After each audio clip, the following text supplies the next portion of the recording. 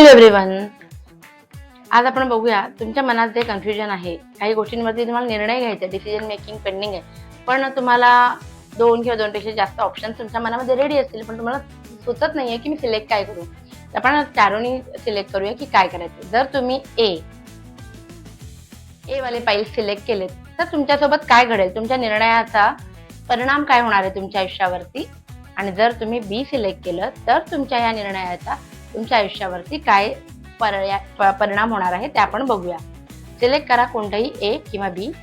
त्यांनी ए सिलेक्ट केलंय, त्यांच्या आयुष्यामध्ये काय होणार आहे. खूप जास्त क्लॅरिटी येणार आहे. तुम्ही जर ए वाला पाऊल उचलले, तुमच्या मनामध्ये होतं की मी हे करू का, तर तुम्हाला खूप जास्त क्लॅरिटी येणार आहे, सक्सेस मिळणार आहे, वेटिंग पिरियड ओव्हर होणार आहे. ओव्हरऑल ए ज्यांनी सिलेक्ट केलं होतं त्यांच्यासाठी गो अहेड आहे.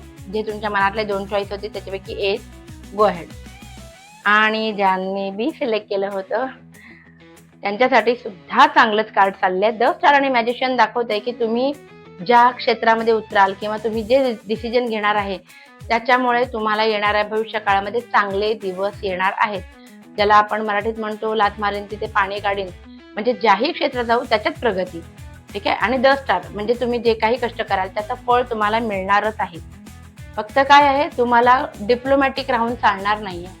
प्रत्येक ठिकाणी गोड बोलून कामं नाही होत. तिथे कधी कधी तुम्हाला युक्ती वापरावी लागते, शक्ती वापरावी लागते. ठीक आहे. तो दोन्ही फाईल्स चांगले आलेले आहेत, पण त्यातल्या त्यात जास्त बी वाले जे कार्ड्स आहेत त्यांना माझा गो अहेड आहे.